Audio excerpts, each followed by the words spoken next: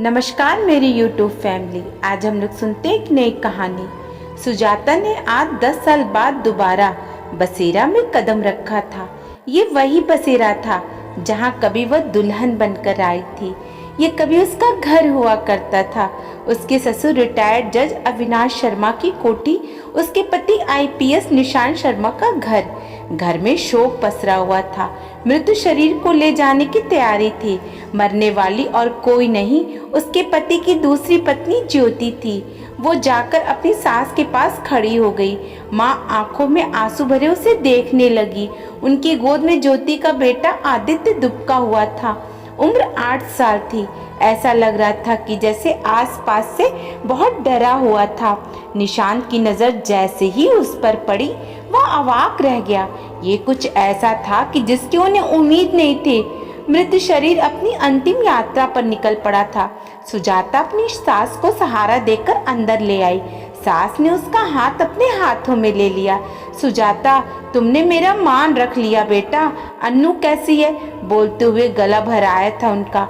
ठीक है माँ, उसे नानी के पास छोड़ कर आई हूँ। सुजाता, मेरा दिल बहुत घबरा रहा है। आदित्य का क्या होगा? माँ आप ज्यादा ना बोले, आपकी तबीयत खराब हो जाएगी। सुजाता उन्हें तसल्ली देती रही, पर उसके मन में तूफान उमड़ रहा था। यह वही घर था जहाँ उसके पति ने उसे ठुकराया था और ज्योति से शादी कर ली थी, वो भी उस कंडीशन में जब वो माँ बनने वाली थी। निशांत बेटी के जन्म के बाद एक बार भी अपनी बेटी को देखने नहीं आए थे। उन्होंने तो ये जानना जरूरी भी नहीं समझा था कि माँ बेटी जिंदा है या मर गई। इस घर में सिर्फ एक माँ ही थी जिन्होंने उसे बेहद प्यार दिया था, जो उसके साथ डटकर खड़ी थी। उन्होंने बेटे को बहुत रोकने की कोशिश की थी, पर रोक नहीं सकी थी। सुजाता ने ही उन्हें मना कर दिया था। माँ, अब मैं इतना नीचे नहीं गिर सकती कि निशांत के साथ रहूं। अब उन्होंने मेरी जगह किसी और को दे दी है। उसने आसानी से निशांत को आजाद कर दिया था। वह निशांत के वापस लौटने से पहले वहां से निकलना चाहती थी। माँ, मैं चलती हूँ। सुजाता, आज मत जाना, यहीं रुक जा बेटा, मैं बहुत अकेली हूँ। माँ, रूबी और नेहा दोनों यहीं हैं आपके साथ। रूबी और नेहा निशांत की चचेरी बहन थी। जब वो शादी होकर आई थी तो ये दोनों उसकी नंदे कम सहेली ज्यादा बन गई थी। भाभी, रूबी का गला भर आया। हम तो आपका साथ कभी भी, उसकी रुलाई फूट पड़ी। सुजाता माँ के सामने खुद को बेबस पा रही थी। उनके बार बार जोर देने पर वह रुक गई। मम्मी को फोन करके बता दिया। मम्मी को बहुत गुस्सा आया था, पर सुजाता ने किसी तरह उन्हें समझा दिया। शाम को सब आ गए थे। निशांत के चेहरे पर गम के बादल छाए हुए थे। सुजाता महसूस कर रही थी कि निशांत की नजरें उसे ही ढूंढ रही थी। वह नहीं चाहती थी कि निशांत का सामना हो, इसलिए वो चुपचाप एक तरफ हो गई। उसने घर वैसे ही संभाल लिया जैसे पहले करती थी। सारे इंतजाम कर रही थी। रात को सास के साथ उनके कमरे में थी। सुबह होते ही वो तैयार हो गई और उसका सामान निशांत से होश हो गया। निशांत को देखकर उसका मन गुस्से और नफरत से भर उठा, पर यह मौका इन सब के लिए नहीं था। उसने भले ही अपनी सौत को 1000 बद्दुआ दी थी, पर उसके बच्चे को ख्याल आते ही वह अपने मन को शांत कर लेती थी। उससे ज्यादा नफरत उसे उस इंसान से थी जिसने उसकी आत्मा को छला था। कितनी खूबसूरत थी वो, छूते ही मैली हो जाने वाली एक सुंदर गृहिणी।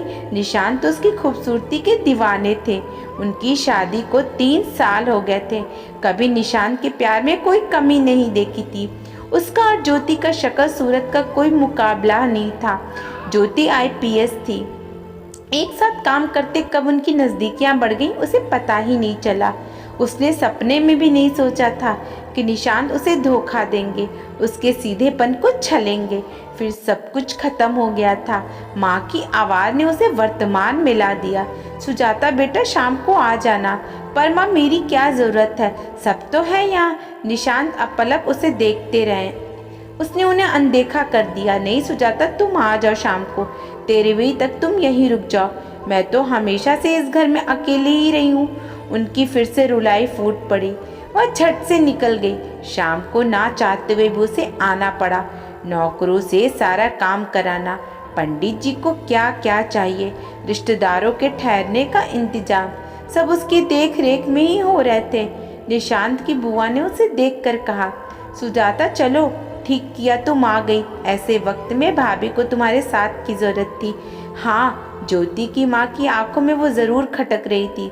तेरहवीं के पश्चात ज्योति की माँ ने मौका देखकर उससे कहा, तुम यहाँ क्यों आई हो? ये मेरी बेटी और उसके बेटे का घर है। यहाँ हक जमाने की कोशिश भी मत करना। आंटी आप बेफिक्र रहिए, अब मैं ये घर कभी फला ही नहीं। मैं अपनी बेटी के साथ बहुत खुश हूँ। मुझे मेरी ज़िंदगी में किसी की ज़रूरत नहीं है। इस घर में मैं अब कभी वापस नहीं लौटूंगी। ऐसा कहकर वह रूम के बाहर निकल गई। दरवाजे पर निशांत खड़े थे। शायद वह सब कुछ सुन चुके थे। उनके चेहरे से लग रहा था कि जो कुछ उन्होंने सुना था शायद उन्हें उसकी उम्मीद नहीं थी। वो वापस लौट आए। माँ उसे फ़ोन करती रहती थी, उसका हाल चाल समाचार सुनाती रहती थी। उसका दिल नहीं करता था सुनने का, पर माँ का मन रखने के लिए सुन लेती थी।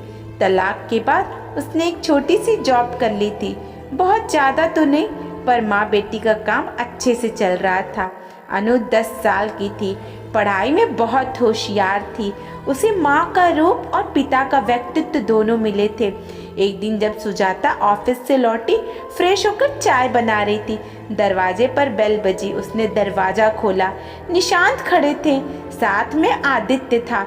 क्या मैं अंदर आ सकता हूँ? वह दरवाजे से हट गई। इतने में उछलते कूदते अनु अंदर से आ गई। उसे देखकर निशांत को झटका लगा। ऐसा लग रहा था कि किसी ने सुजाता की और उनकी मिट्टी लेकर ये मूर्त बनाई हो। उसने आते ही हाथ जोड़ दिए। दमकता चेहरा, बड़ी बड़ी आंखें और ओठ बिल्कुल माँ जैसे, काले बाल, नाक तो बिल्कुल उसकी जैसे तीखी थी। वे आश्चर्य से उसे देखता रहा। उन्होंने जैसे ही अपना हाथ उसकी तरफ बढ़ाया, सुजाता ने बीच में आकर आदित्य का हाथ उसके हाथ में पकड़ा दिया। बेटे, ये आदित्य हैं, अंकल का बेटा है, कहते हुए उसने आदित्य की तरफ देखा। जाओ, जाकर खेलो। बच्चे बाहर खेलने लगे। कुछ देर तक खामोशी छाई रही। निशांत ने चुप्पी तोड़ी। मैं बाप हूँ उसका, अंकल नहीं, बेटी है वो मेरी। आवाज़ में तड़प थी। आज 10 साल बाद याद आया कि एक बेटी भी है आपकी। जब मुझे उस घर से निकाला गया था, 4 महीने की प्रेग्नेंट थी मैं। क्या कभी पलट कर देखने की कोशिश की कि हम किस हाल में जी रहे हैं? अब हम दोनों की ज़िंदगी पर आपका कोई हक नहीं है, न हमारी ज़िंदगी में आपकी कोई ज़रूरत है। उसका खूबसूरत चेहरा गुस्से से लाल हो गया था। आज भी गुस्से में उतनी ही खूबसूरत लगती हो, बिल्कुल पहले जैसी, कुछ भी नहीं बदला। निशांत ने मुस्कुराने की कोशिश की थी और आगे बढ़कर उसका हाथ थाम लिया था। बच्चों को माँ और बाप दोनों की ज़रूरत होती है सुजाता। सुजाता ने अपना हाथ छुड़ा लिया। वह सिहर उठी। नहीं नहीं, अपने अपवित्र हाथों से मुझे छूने की कोशिश भी मत कीजिए। इन्हीं हाथों से आपने उसे छुआ था। मेरे शरीर को नहीं छू सकते आप। आपके हाथ गंदे हैं। खबरदार जो मुझे छूने की कोशिश की। उसने अपनी साड़ी अपने इर्द गिर्द लपेट ली। वो गुस्से से काँप रही थी। घिन आती है मुझे आपसे। वह सोफे पर बैठ गई। निशांत घबराकर पीछे हट गया। उन्होंने हाथ जोड़ लिए, गिड़गिड़ा कर बोले, प्लीज़ सुजाता, मुझे एक मौका दे दो। अब कोई गलती नहीं करूँगा। मैंने बहुत गलत किया है। एक बार माफ़ कर सकोगी मुझे? IPS Nishant Sharma, handsome rice खानदान से। उसके लिए लड़कियों की कमी नहीं है। सिर के बल दौड़े चले आएंगे लोग। पर आप गलत जगह दाव खेल रहे हैं सर। यहाँ आप कभी नहीं जीत पाएंगे। आपकी बीवी मर गई, तब आपको मेरी और अपनी बेटी की याद आई। निशांत का गला अवरुद्ध हो गया। बहुत बड़ा गुनाह किया था, माफ़ी मांगना चाहता था, पर तुम्हारा सामना करने की हिम्मत नहीं जुटा सका। सुजाता का स्वर तेज हो उठा। ये सब झूठ है। अब आप मुझे अपने झूठ के जाल में और नहीं फंसा सकते हैं। इस 10 सालों में बहुत कुछ बदल गया है निशांत। मैंने सही गलत में फ़र्क करना सीख लिया है। आपके लिए कोई कमी नहीं है अब। किसी बड़े खानदान की या कोई ऑफिसर लड़की देखकर शादी कीजिए। सुजाता कभी नहीं लौटेगी निशांत। तुमने दोबारा शादी क्यों नहीं की? इसलिए कि तुम मुझसे अब भी प्यार करती हो। कभी भूल पाई हो मुझे और मेरे प्यार को? सही कहा आपने निशांत, मैं कभी नहीं भूल पाई आपको। आपके दिए धोखे को सुजाता हंस पड़ी। सही कहा आपने, प्यार मैंने शादी के बाद किया था, वो भी सिर्फ आपसे, एक धोखेबाज आदमी से जिसने मुझे जिंदगी का सबसे बड़ा सबक सिखा दिया। पर जानते हैं निशांत, मेरे दिल में आपके लिए कुछ भी नहीं है, ना प्यार ना नफरत। मैंने आपको माफ़ कर दिया अन्नू के लिए। अन्नू में आपका अंश है, इसलिए अब वह सौदेबाजी पर उतर आए थे। हमेशा ऐसा ही तो किया था उन्होंने उसके साथ। अन्नू मेरी बेटी है, मैं जब चाहूँ कोर्ट से उसकी कस्टडी ले सकता हूँ। तुम अन्नू को खो दोगी। सुजाता का चेहरा निर्विकार था। ले जाइए, आपको कोर्ट कचहरी की जरूरत नहीं पड़ेगी। अन्नू मेरी कमजोरी नहीं, ताकत है। आपने तो केवल छीनना ही सीखा है, पर आप अन्नू को मोहरा बनाकर मुझे हासिल नहीं कर सकते हैं। उसने देखा कि निशांत की आंखों में आंसू आ गए थे। जिस इंसान ने केवल रुलाना सीखा था, आज वो खुद रो रहा था। उसने निशांत के चेहरे पर हार देखी थी, उसकी आंखों में सुकून उतर आया था। आज उसने अपने साथ हुई नाइंसाफ़ी का हिसाब बराबर कर दिया था। बच्चे खेलकर अंदर आ चुके थे। निशांत अन्नू को प्यार करना चाहता था, सुजाता को वापस उसी तरह से अपने बाहों में बांधना चाहता था। उसके साथ वही 10 साल पहले वाले निशांत बनना चाहता था, जब वह उसकी हर सांस पर अपना हक समझते थे। पर उनकी मुट्ठी से वक्त रेत की तरफ फिसल चुका था। वो ललचाई नजरों से अन्नू को देखते रहे, अन्नू को देखते हुए महसूस कर रहे थे कि उन्होंने क्या खो दिया था। सुजाता ने कितने अच्छे से अन्नू की परवरिश की है। उसने तो अपना कर्तव्य, अपना पत्नी धर्म सब कुछ अच्छे से निभाया। धोखा तो उन्होंने किया था, आज वो सब कुछ हार चुके थे।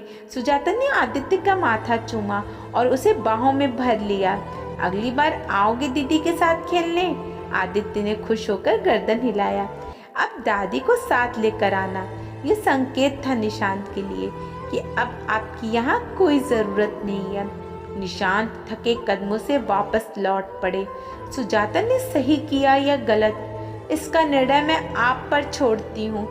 अगर इस कहानी ने आपके दिल को छुआ है तो सभी दोस्तों के साथ शेयर करें और हमारे चैनल को सब्सक्राइब कर लीजिएगा। धन्यवाद।